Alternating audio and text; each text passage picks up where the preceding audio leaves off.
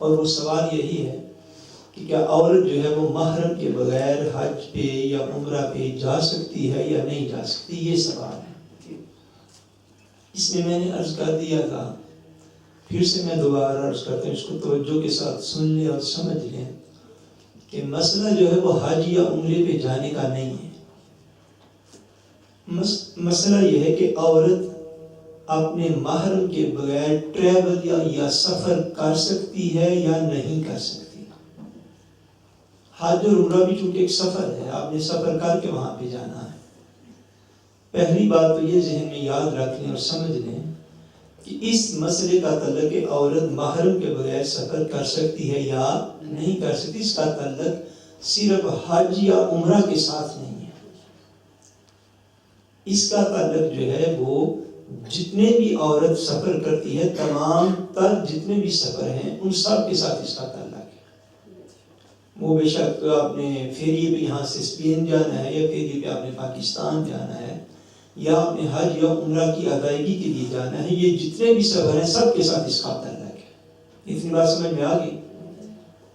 اور وہ تعلق یہ ہے، میں نے عرض کر دیا تھا کہ کوئی بھی مسلمان عورت جو ہے وہ اپنے محرم کے بغیر تقریباً موجودہ دور کی ٹرمینالوجی کے مطابق تقریباً 99 کلومیٹرز اس سے زائد کا سفر جو ہے وہ نہیں کر سکتی۔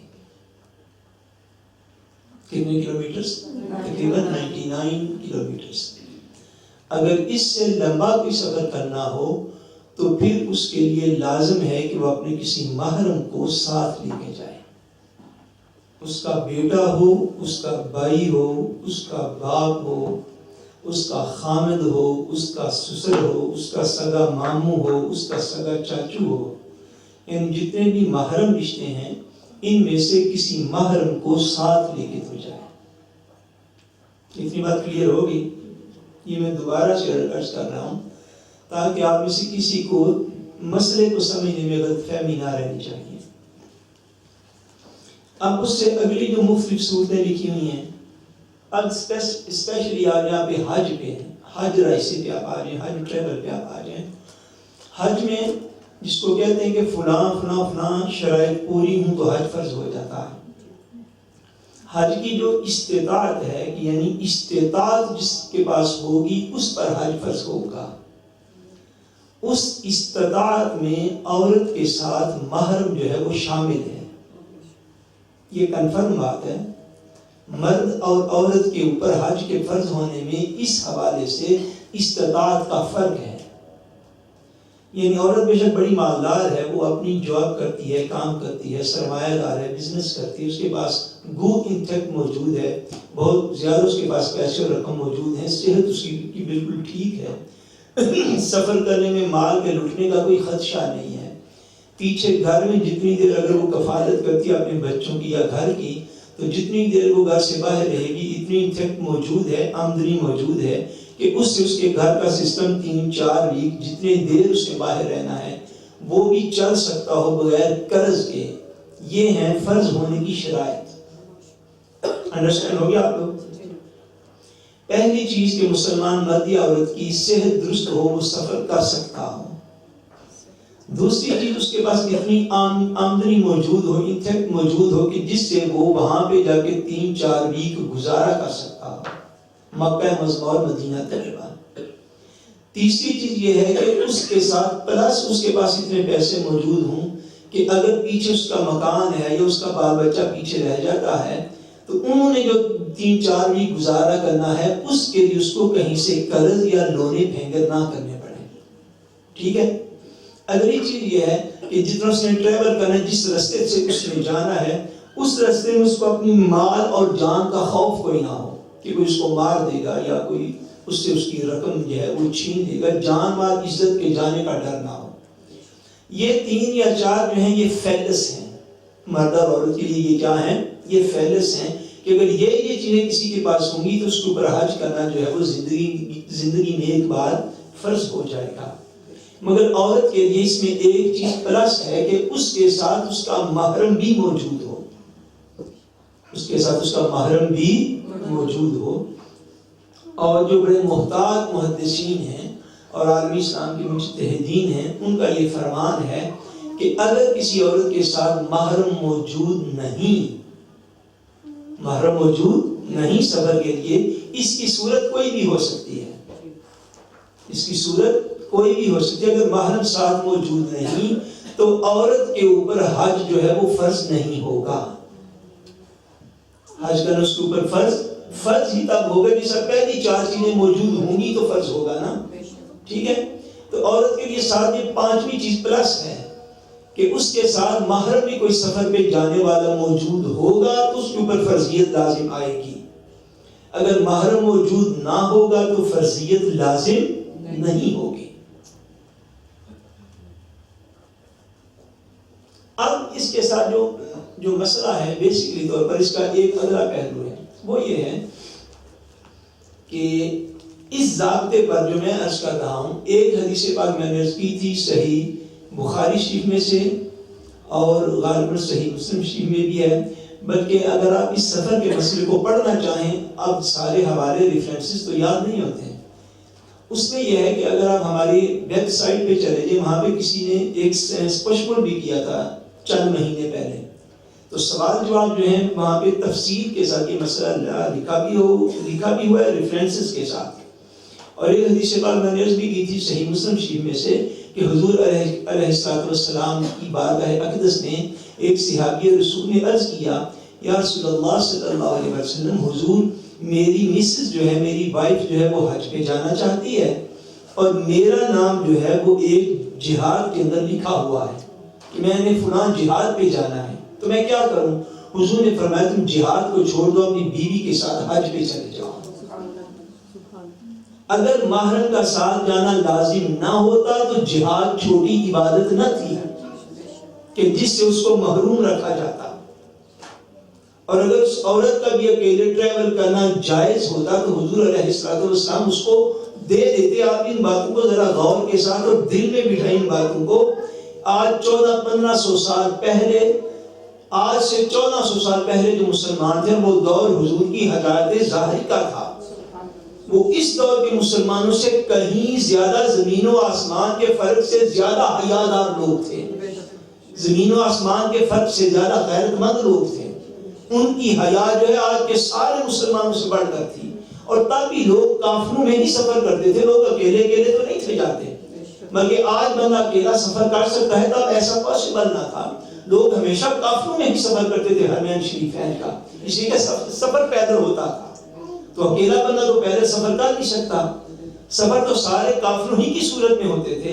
اور وہ لوگ آج کے مسلمانوں سے کہیں زیادہ حیا والے تھے، کہیں زیادہ ایک دوسرے کی رسپیکٹ کرنے والے تھے. مگر ان کے ساتھ بھی اب اس دور کے اندر آپ دیکھ لیجئے اور سوچ اور سمجھ لیجئے کہ وہ جو قافلہ مدینہ منورہ سے جا رہا تھا حج کرنے کے لیے، کیا اس میں سارے یا 99% لوگ صحابہ اکرام اور صحابیات نہ ہوں گے؟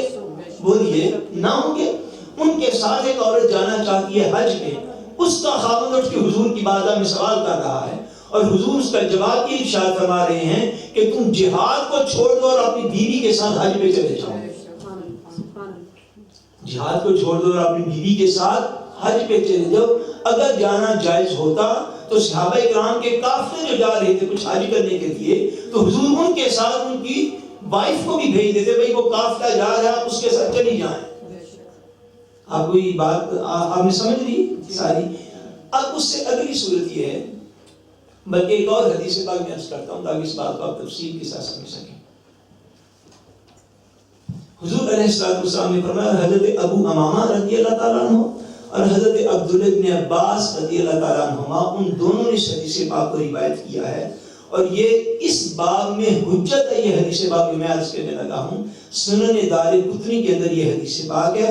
حضور علیہ السلام نے ارشاد فرمایا کہ کوئی بھی عورت اپنے محرم کے بغیر حج نہ کرے.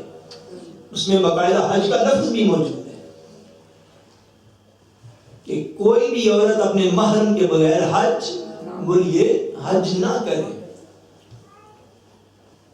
اب جس کسی نے کسی شخص کو یہ بتا دیا یا کسی مسلمان بہن کو اب قافلے جو ہیں وہ محرم ہو گئے ہیں، اب ایسا ہو گیا ایسا ہو گیا، اب دور جو ہے وہ محرم ہو گیا، کوئی کہتا ہے ہوائی جہاز محرم ہو گیا، کوئی کہتا ہے شپ محرم ہو گیا ہے، یعنی اس میں لوگ ہوتے ہیں تو وہ سارے لوگ وہ محرم سے ہو گئے ہیں.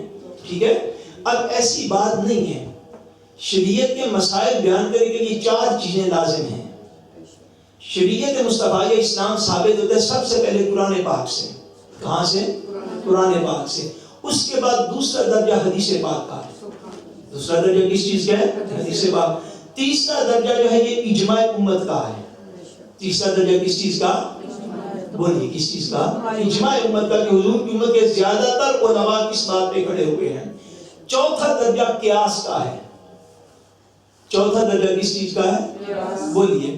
قیاس ہوتا ہے اندازے کے ساتھ دین کے علم کی روشنی میں اندازے کے ساتھ ایسے مسئلے کا حل معلوم کرنا جس میں واضح ہدایات دین کے اندر موجود نہ ہوں. یہ بڑی ٹیکنیکل بات ہے، آپ اس کو سمجھیں کیونکہ بڑی تفصیل کے ساتھ لکھا ہوا تھا. صاحبدار نے جس نے لکھا اس کو ضرور سمجھ آئی ہے، اس نے کسی اور سے پوچھا ہے، اس لیے میں تفصیل کے ساتھ عرض کر رہا ہوں. دین میں یہ 4 چیزیں ہیں. قیاس کی ضرورت وہاں پہ ہوتی ہے، اندازہ کر کے دین کا مسئلہ بیان کرنے کی ضرورت وہاں پہ ہے جہاں پہ پہلے سے کوئی واضح چیز اور واضح ہدایت موجود نہ ہو.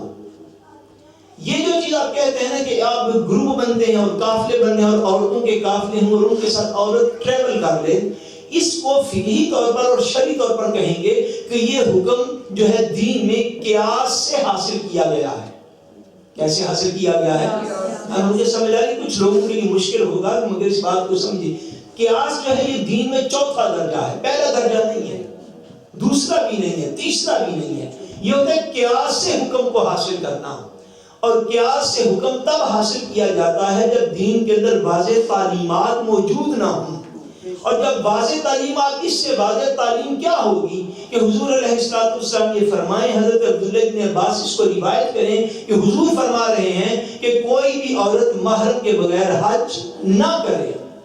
اب اس کو کہتے ہیں نص، کیا کہتے ہیں شرعی طور پر؟ نص، نون اور صاد کے ساتھ لکھتے ہیں. اس کا مطلب ہے کہ واضح حکم ایسا مل جانا، یا تو اس کے مقابلے میں کوئی حدیث پاک کوئی بندہ پیش کرے.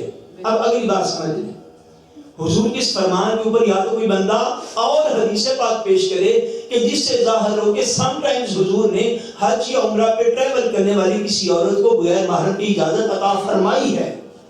یا تو حدیث پاک موجود ہو. اگر حدیث پاک موجود نہیں ہے تو 1400 یا 1500 سال بعد کوئی بھی شخص اپنے قیاس کے ساتھ اس حکم کو بیان نہ کرے، اس لیے کہ قیاس کے ساتھ ضرورت تب ہے جب حدیث پاک میں وضاحت موجود نہ ہو. اور اگر حدیث پاک میں وضاحت موجود ہے، اللہ کریم رحم فرمائے، اور اگر وہ بندہ بالفرض حج اور عمرہ کے گروپ کو مینج کرنے والا ہے، حج اور عمرہ کے گروپ کو مینج کرنے والا ہے، تو بتقاضے بشریت 100 کمی کوتاہی ہو سکتی ہے، پھر اس کی بات اتنی معتبر بھی نہیں ہے. آپ کو بتائیے کام ایسے بزنس ہو رہا ہے دنیا کے اندر، نہیں ہو رہا؟ کوئی لوگ عبادت کی نیت کے ساتھ لے کے جا رہے ہیں لوگوں کو، بزنس کی خاطر لے کے جا رہے ہیں لوگ. یہ بزنس ٹرپ کے طور پر چلتا ہے. عبادت کرنے والے تو آپ لوگ ہیں جو جانے والے ہیں، جو ساتھ لے کے جانے والے ہیں وہ تو بزنس کر رہے ہیں. تو بہتر ہے کسی بزنس مین سے مسئلہ پوچھنے کی بجائے حضور کے مصلی کے کسی فقیر سے پوچھ لیا جائے، یہ زیادہ بہتر ہے. اس لیے اگر تو آپ نے کہیں اور سے سنا ہے یا پوچھا ہے تو پھر اس میں نیکسٹ ٹائم اگر آپ کا وہیں پہ رابطہ ہوا، مجھے نہیں پتہ اس بات کا لیکن تفصیل بڑی لکھی ہوئی تھی، تو آپ یہ ضرور پوچھیں کہ کیا آیا ان کے پاس کوئی حدیث پاک موجود ہے. اگر حدیث پاک موجود نہیں ہے تو صرف ان کا کہہ دینا کافی نہیں ہے. اب ہم صبح سے شام تک جب بھی ہم کوئی بات بیان کرتے تو ہم نے ایک اصول اپنا رکھا ہوا ہے، آپ 150 سے زیادہ لیکچر ہو گئے، آپ ایک لیکچر کو سن لیجئے، ایک لیکچر کو سن لیجئے. جب بھی کوئی مسئلہ بیان ہم نے کیا ہے تو اس کے ساتھ ریفرنس اور حوالے کے طور پر قرآن مجید کی کوئی آیت یا حدیث پاک ضرور پڑھی ہے. حالانکہ اس کے علاوہ بھی مسئلہ بیان کرنا درست اور جائز ہے، مگر کیا نہیں کبھی، اس لیے کہ جہاں سے آپ مسئلے کو بیان کر کے لے رہے ہیں اس کا کچھ نہ کچھ ایک دیر ضرور بیان ہونا چاہیے.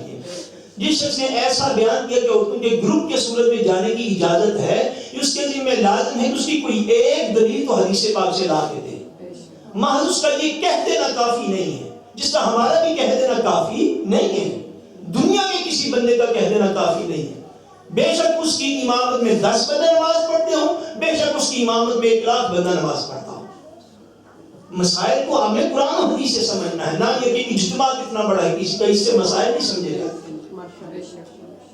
ٹھیک ہے، اس لیے آپ اس بات کو سمجھیں کہ ہاں میں اب تیسری یا چوتھی بار عرض کرنے لگا ہوں، یا تو کسی بندے کے پاس کوئی حدیث پاک موجود ہے، پھر بڑے اہل علم جو ان کی بارگاہ میں وہ پیش کی جائے تاکہ اس کے اوپر اپنی رائے دیں.